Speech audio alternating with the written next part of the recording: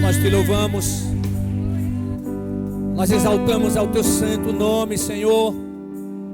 Estamos em tua presença e declaramos que dependemos totalmente do Senhor. E agradecemos por esse dia de vida que o Senhor nos concede. Rendemos graças ao Senhor, porque diante de tantas lutas, o Senhor tem preservado a nossa vida. Por isso estamos aqui, por isso temos irmãos também participando do culto online. E apresentamos diante do Senhor cada pessoa que tem estado enferma, Pai. Em nome de Jesus, levantamos as nossas mãos, repreendendo a todo processo de enfermidade. E em nome de Jesus, requerendo, declarando cada uma delas completamente restabelecidas. E que elas possam te louvar e te adorar. Que elas possam declarar: foi o Senhor que o fez. Louvado e exaltado seja o nome de Jesus. Pai, mais uma vez, em nome de Jesus, continua ministrando a tua igreja, Pai. Que verdadeiramente o homem desapareça e somente o Senhor seja exaltado e glorificado neste lugar. Em nome de Jesus. Em nome de Jesus. Amém. Amém, igreja. Você pode assentar dando glórias a Jesus.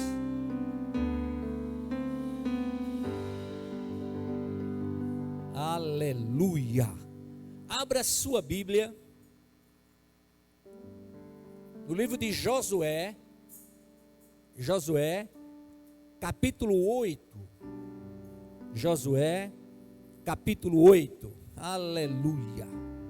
Deus fiel e verdadeiro, saúdo a todos vocês que estão aqui no culto presencial, no culto online, com a graça e a paz que somente Jesus Cristo pode nos dar. Amém? Josué capítulo 8, apenas os versículos 30 a 35. Diz assim o texto bíblico: Então Josué edificou um altar ao Senhor Deus de Israel, no monte Ebal, como Moisés, servo do Senhor, ordenara aos israelitas, conforme o que está escrito no livro da lei de Moisés, isto é, um altar de pedras brutas, nas quais não usara ferramenta. E eles ofereceram sobre ele holocaustos ao Senhor e sacrifícios pacíficos. E ali, na presença dos israelitas, fez em pedras uma cópia da lei que Moisés escrevera.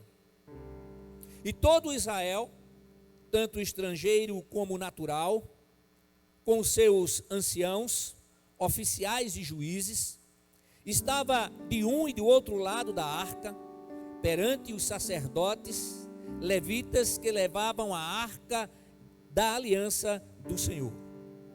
Metade deles em frente do monte Gerizim, e a outra metade em frente do monte Ebal, como Moisés, servo do Senhor, anteriormente ordenara, para que abençoassem o povo de Israel. Depois ele leu em voz alta todas as palavras da lei, a bênção e a maldição, conforme tudo que está escrito no livro da lei. E de tudo que Moisés ordenara, não houve uma só palavra que Josué não levasse perante toda a congregação de Israel, inclusive perante as mulheres, os pequeninos e os estrangeiros que estavam no meio deles. Amém? Meus irmãos, depois da conquista de Ai, Josué seguiu com todo o povo por aproximadamente 50 quilômetros para o norte até Siquém, uma cidade entre os montes Ebal e Gerizim. Quando Josué chegou ali com o povo, ele reuniu todo Israel e cumpriu a ordem que Moisés havia lhes dado em sua palavra de despedida. E o texto bíblico nos diz, o texto bíblico nos faz saber que de tudo o que Moisés falou nada Josué deixou de dizer. Então Josué interrompeu tudo o que estava sendo feito, com o propósito de conceder a Israel a oportunidade de firmar um novo compromisso com Deus, conforme registrado em sua lei. O que é que eu vejo disso aí? Eu vejo Deus concedendo oportunidades àquele povo. Deus concedendo oportunidade àquelas pessoas, para que elas pudessem perceber a maneira como estavam vivendo, para que elas pudessem se voltar para o Senhor, para que elas pudessem ter uma vida conforme o Senhor esperava que tivessem. O Monte Ebal e o Monte Gerizim foram os lugares usados para a proclamação das bênçãos e maldições quando os israelitas chegaram a Canaã. O Monte Ebal foi o lugar onde se proclamaram as maldições. Agora, quase toda a terra prometida, ela pode ser vista do topo do Monte Ebal. Então Josué reuniu o povo para renovação do pacto com Deus. Irmãos, eu posso dizer, sem nenhum medo de errar, de que esse é o propósito do Senhor ainda hoje na nossa vida. Que estejamos diante dele, renovando o nosso compromisso de louvá-lo e de adorá-lo.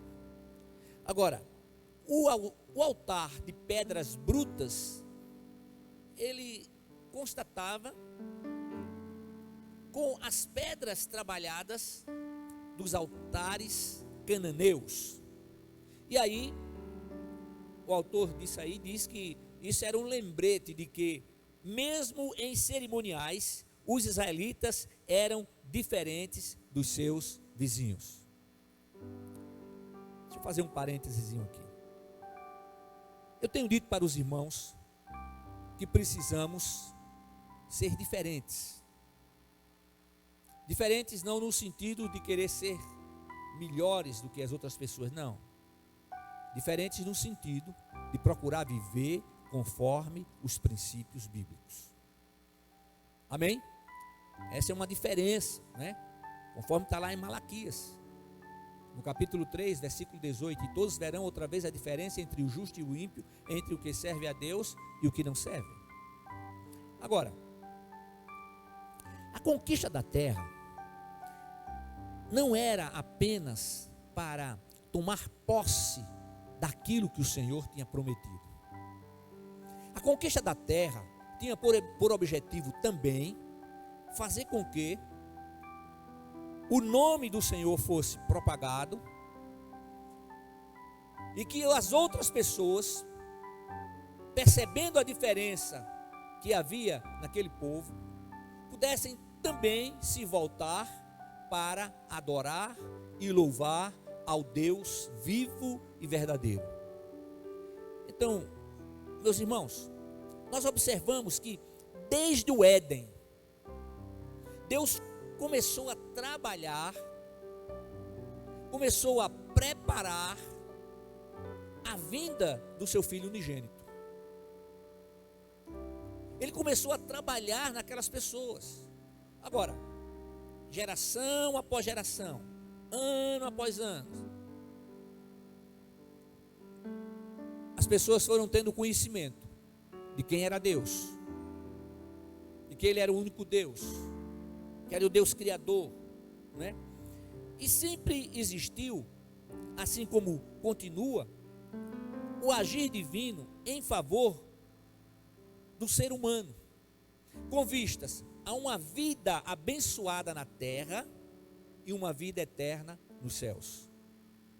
Eu gosto sempre de ressaltar, de enfatizar, que vida abençoada na terra não é sinônimo de uma vida de facilidades ou uma promessa de uma vida sem lutas e sem aflições. Não.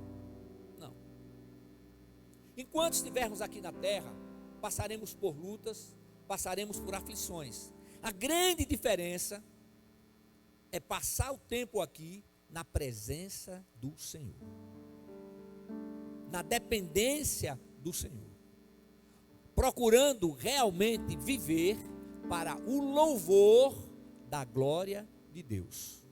E eu sei que quando eu falo isso, algumas pessoas pensam que tem que espiritualizar tudo, é viver fora do mundo. Não, irmãos, nós estamos no mundo, mas nós não somos do mundo. O Senhor não pediu, o Senhor Jesus não pediu que fôssemos retirados, mas o Senhor pediu ao Pai que Ele estivesse nos protegendo, nos guardando, e isso Ele tem feito. Agora, muitos e muitos anos depois,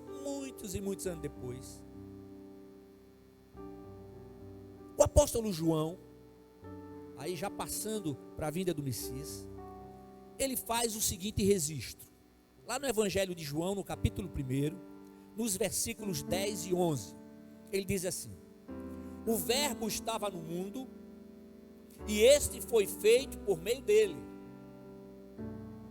mas o mundo não o reconheceu. Ele veio para o que era seu, mas os seus não o receberam. Então veja, ele começa: o verbo estava no mundo, e o mundo foi feito por meio dele, mas o mundo não o reconheceu. Mundo aqui tem um sentido de pessoas, de seres humanos, não o mundo como mundo corrupto, né? Aí como instituição no sentido que não reconhece a Deus, mas o mundo com relação aos homens. Então, mesmo que o trabalhar de Deus, mesmo diante do trabalhar milenar de Deus com o povo que receberia o Messias, o que foi que houve? Houve rejeição. Então, os líderes religiosos da época, eu posso dizer que na mente e no coração deles estava arraigado, não é? O legalismo. Eles estavam tão presos ao legalismo que eles não conseguiram perceber que estavam perseguindo e crucificando o Messias, o Salvador. Mas o plano de entrega do Messias e sua crucificação no Calvário fazia parte do nosso resgate das trevas para a sua maravilhosa luz. Então Jesus, ele não foi assassinado, ele veio com esse propósito. O propósito dele foi esse foi o compromisso dele com o Pai. Ele deixou toda a sua glória, toda a sua majestade, e ele veio ao mundo em forma de homem. Então Deus eterno veio ao mundo em carne e sangue, gerado pelo Espírito Santo, nascido de uma virgem, e vem como o último Adão, não como o primeiro, alma vivente, mas o último Adão, espírito vivificante. Então Jesus Cristo,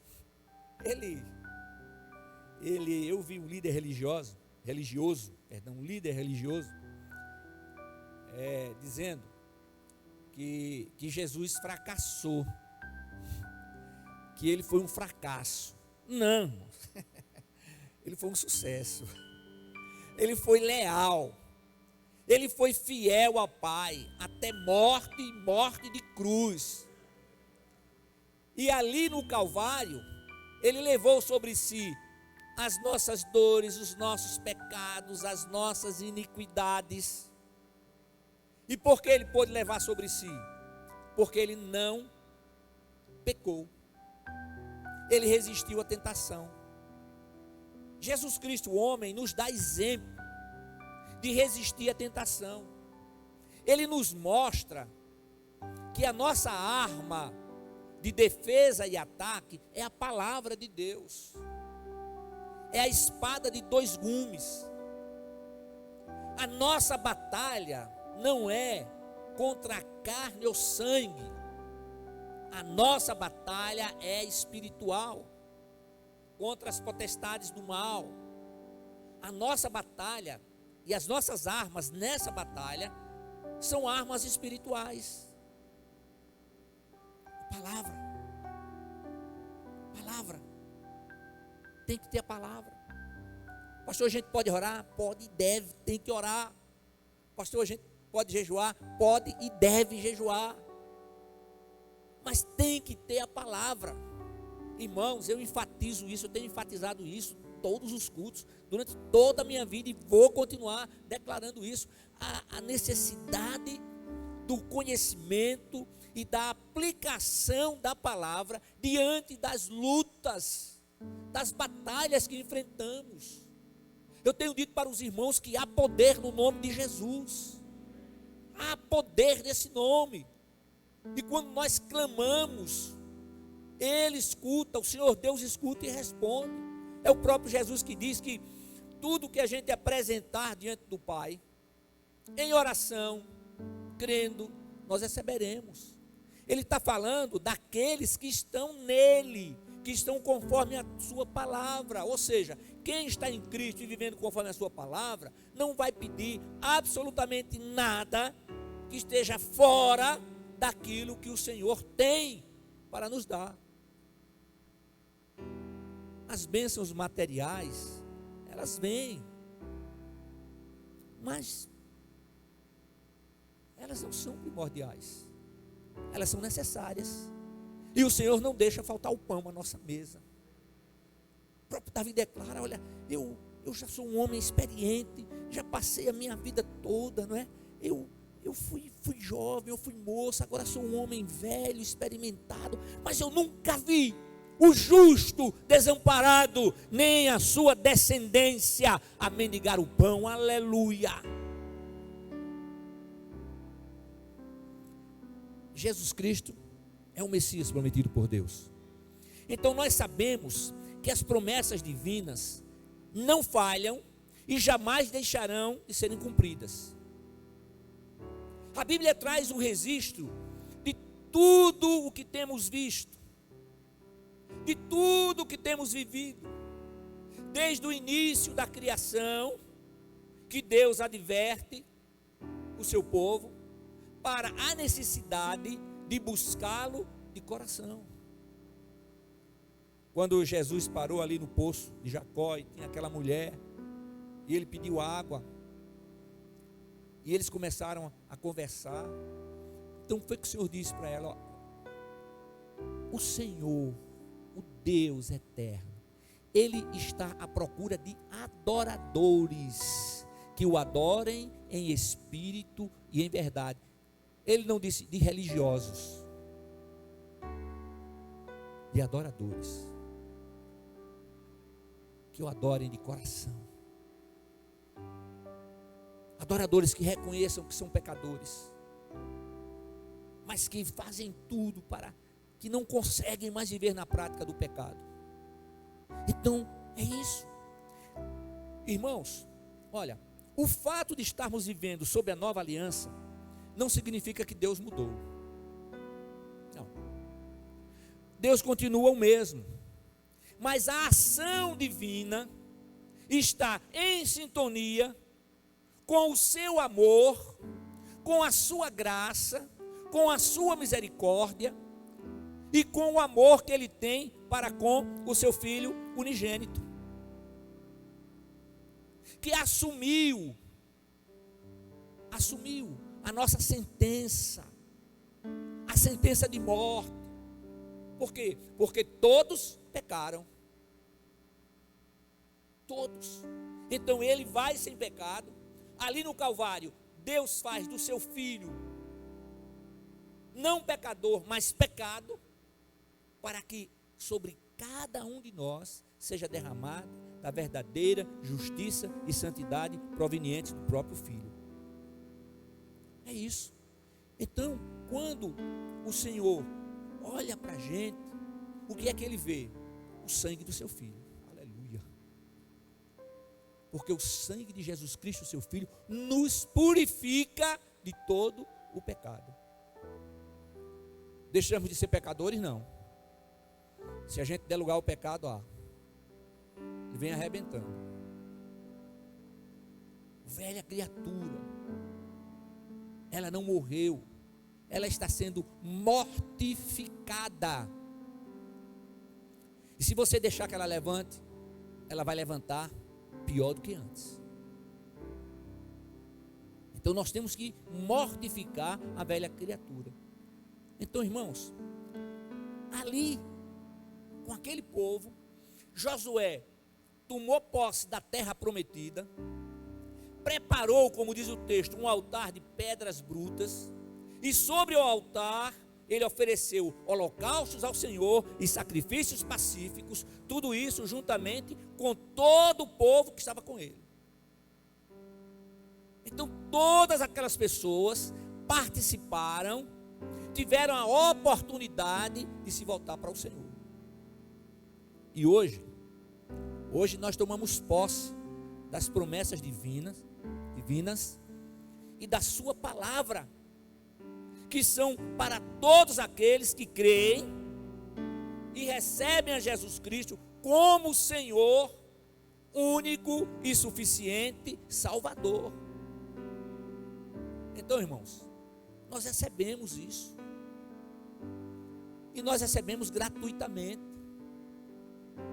e o preço que o Senhor pagou foi a vida do seu Filho unigênito. Nós somos humanos, cada um tem seu filho. A gente pode dar, o pai, uma mãe, pode dar até a vida para o seu filho, mas dá pelos filhos que você nem conhece, nem condição, não dá. Então é uma coisa que, humanamente falando, é totalmente impossível. Agora, o que é que nós recebemos do Senhor? Nós recebemos promessas. Eu quero citar 3 promessas extraordinárias, tremendas, que nós recebemos do Senhor. A primeira delas, eu cito, a salvação eterna. Então, o Senhor nos diz que as batalhas existirão, as lutas existirão, lutas na família, lutas no casamento, lutas no trabalho, lutas em todos os lugares. Mas nós precisamos estar ligados, conectados com o Senhor, para que a gente não esqueça, porque o Espírito Santo nos faz lembrar que a batalha não é contra a carne e sangue, mais uma vez. Agora, muitas vezes nós estamos passando por batalhas como consequências das nossas escolhas.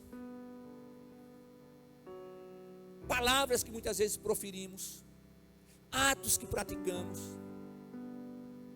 Aí você chega e diz, olha, eu estou com dificuldade no casamento, tá? Não tenho um casamento perfeito, porque não tenho um marido perfeito, não tenho uma mulher perfeita. Todas as vezes que eu celebro casamento, eu falo algumas coisas, dentre elas, que no casamento é preciso haver perdão, é preciso haver confiança, é preciso haver renúncia, é preciso haver diálogo, é preciso haver entendimento. Qual tem sido o problema? Se somente um dos cônjuges faz isso, é problema, é bronca, é complicado. Porque vai chegar um momento que aquele cônjuge não vai ter mais condições. Mas o Senhor continua fazendo o quê?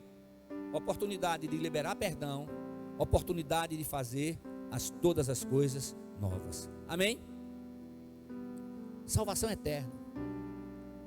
A segunda coisa tremenda que eu vejo, existem outras, eu estou falando somente 3, é o Senhor fazer com que em Cristo Jesus nos tornemos templos do seu Santo Espírito. Não sou eu que digo, não, é a Bíblia que diz, está lá em João 14. Então, que poder tremendo, esse Deus que mediu o universo em palmos, que pesou na concha das suas mãos as águas, esse Deus que é tão grande, Ele habita em cada pessoa que declara e que tem a Jesus Cristo como Senhor, único e suficiente Salvador. Em vez de 3, vou dizer 4. Outra coisa tremenda, repare, na hora que a gente, de coração, declara Jesus Cristo como Senhor, único e suficiente Salvador, instantaneamente nós somos justificados. Olha só, nós temos nossos pecados perdoados, nós somos justificados. Como eu digo, a justificação vem de cima para baixo. E o que é que o Senhor faz? O Senhor nos garante que, se buscarmos a santificação, seremos santificados. Olha, então ele diz que é para buscar a santificação, sem a qual ninguém verá a Deus. O que é que ele está falando de uma santificação? Uma santificação onde o significado maior dela é rejeitar tudo aquilo que o mundo tem como normal, natural, você sabe disso, e que é contrário aos princípios divinos. Mas, irmãos, sabe que nós precisamos estar sendo lembrados de tudo isso? Aí eu faço a seguinte pergunta e você responde aí na sua mente, no seu coração: qual tem sido a nossa escolha? Qual tem sido a nossa escolha? O nosso inimigo, que é Satanás, ele vive ao nosso derredor, rugindo como se for um leão. Ele não é um leão coisa nenhuma, ele ruge imitando o leão. Quem imita é papagaio, mas ele imita também o leão, entendeu? Ao nosso redor, acampado o quê? O anjo do Senhor. E quando nós damos uma brecha, damos um direito legal do inimigo agir na nossa vida. É por isso que a gente deve estar revendo, a gente deve estar fazendo esse autoexame o tempo inteiro. Não é isso. Olha, estar em comunhão com o Senhor não é o cara ser carrancudo o tempo inteiro, não. Não é isso, irmãos. É a gente estar diante do Senhor, disponível para o agir do seu Santo Espírito, reconhecendo que, Senhor, eu sou falho, o Senhor me perdoa, Senhor, em nome de Jesus, apresentando o casamento, apresentando os filhos, não é? Sabendo que o casamento é uma instituição divina, a família é uma instituição divina.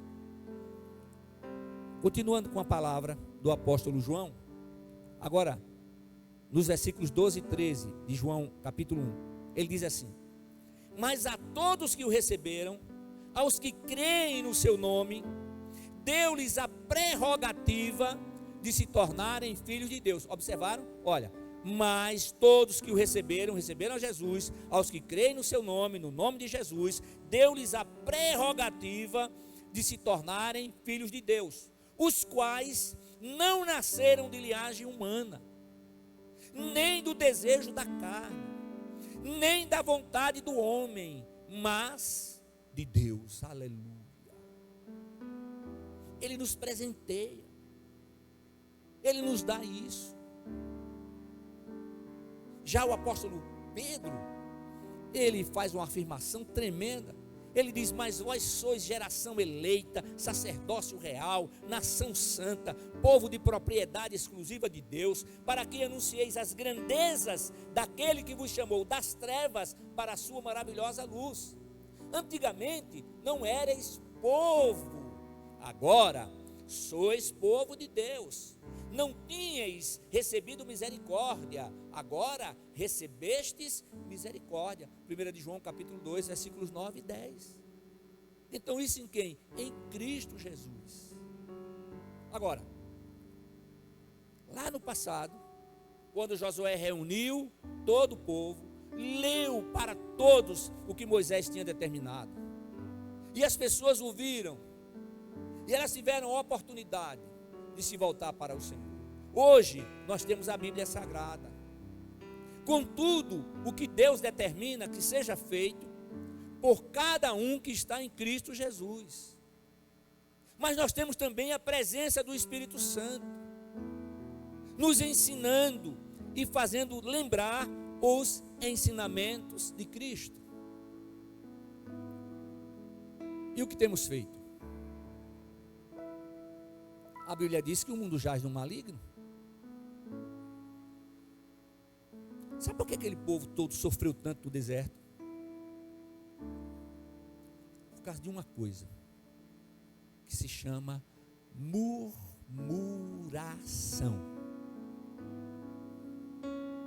Eu tenho dito que tem um murmurador ativo e o passivo. Só existe o ativo porque existe o passivo. Só existe o passivo porque existe o ativo. O passivo é aquele que escuta. Vai escutando. Aí, em determinado momento, ele começa a se revoltar. Então, ele se torna um ativo, vai procurar outro passivo. Aí vai crescendo a murmuração. Gente, nós conhecemos isso. Alguém errou, ora por quem errou. Não fala mal. Não fala mal de ninguém. Não fala mal do teu irmão. Não fala mal de ninguém. Não fala mal do teu próximo.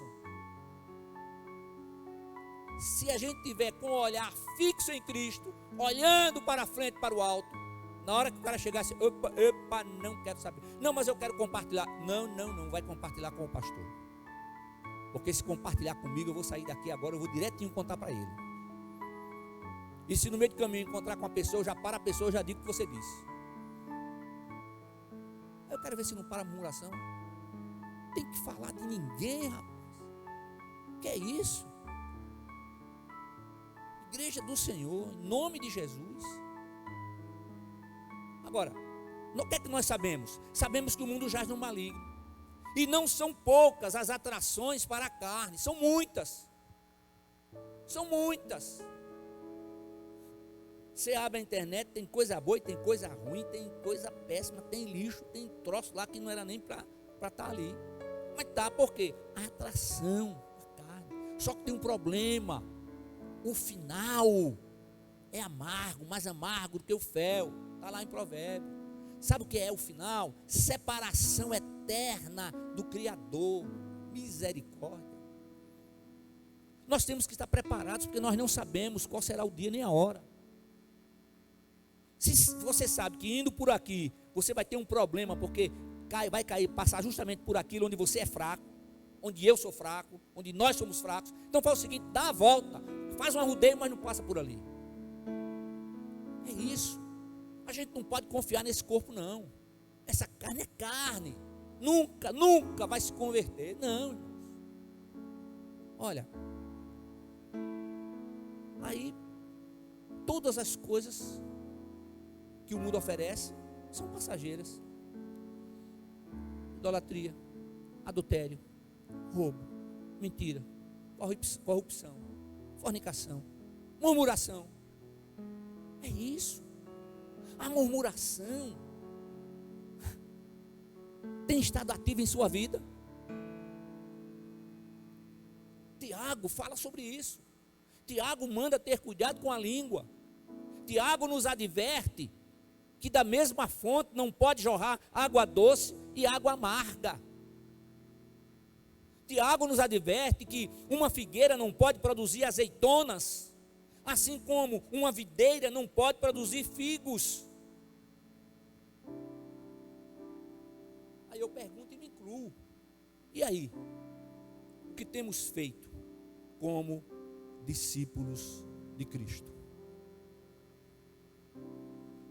O Espírito de Deus tem falado conosco todos os dias. Ele tem se movido. Ele tem chamado a nossa atenção. Ele tem nos exortado.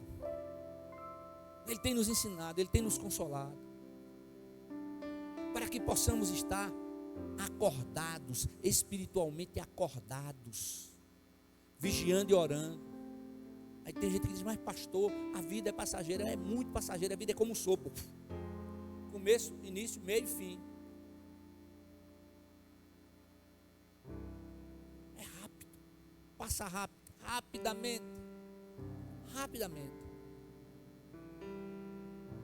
Ah, mas eu perdi, eu não fiz. Foi passado. O que é que você está fazendo agora? Passou. O que é que vai fazer agora?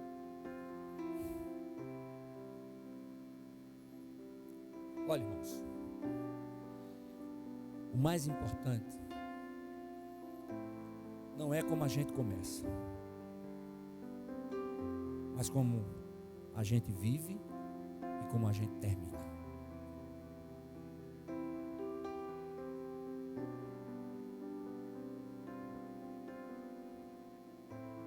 Isso é mais importante. E eu quero encerrar e dizer para vocês que não podemos temer o futuro. Não podemos temer o futuro. Porque nós estamos firmados em Cristo. Ah, porque isso, porque aquilo, porque a pandemia, porque não sei o quê, porque isso, porque aquilo. Seremos prudentes. Nós temos a garantia do Deus eterno, que nos tem abençoado com todas as bênçãos espirituais nas regiões celestiais em Cristo. Nele nós somos sustentados, fortalecidos, renovados, capacitados, protegidos. Para quê? Para enfrentar o amanhã de cabeça erguida. Né? Para que possamos enfrentar o amanhã certos de que força alguma no universo, em conjunto ou separadamente, poderes de quaisquer naturezas, circunstâncias quaisquer, poderão nos separar do amor de Deus que está em Cristo Jesus, nosso Senhor e Salvador. Então, meu irmão, minha irmã, não se deixe impressionar, não se deixe abater, não se deixe influenciar. Nós estamos aqui para fazer diferença. Diferença no sentido de que faremos o melhor, daremos o nosso melhor, para que verdadeiramente estejamos vivendo para o louvor da glória de Deus. Então, o nascimento, a vida, a morte e a ressurreição de Jesus Cristo são provas contundentes do poder de Deus e de sua determinação em nos guardar, em nos livrar, em nos proteger de todo mal. Então não tenha medo. Mais uma vez, não desista. Não duvide. E o Senhor está te concedendo a oportunidade para deixar de ser murmurador, de ser falador, aquela língua, entendeu? Olha para o Senhor, fixa o teu olhar em Cristo, e lembra que todos nós temos falhas e temos defeitos, amém? Olhe, nenhuma palavra, nenhuma atitude, nenhum prenúncio tem maior valor do que a palavra de Deus, que permanece para sempre. A palavra de Deus que é firme, que é verdadeira, esse Deus que é amor, mas esse Deus que também é justiça. E as suas promessas estão sendo cumpridas. Amém? Olha, irmãos, breve, muito em breve, Jesus voltará. Pastor, o senhor tem a ideia? Nenhuma. E quem disser que tem, está fora da palavra, não provém de Deus, não. Então, que eu e você estejamos renovando a cada instante o nosso compromisso que temos com Cristo. Amém? Você recebe essa palavra? Foi isso que Deus falou comigo hoje. Eu ministrei para você nessa noite, na noite do culto da família.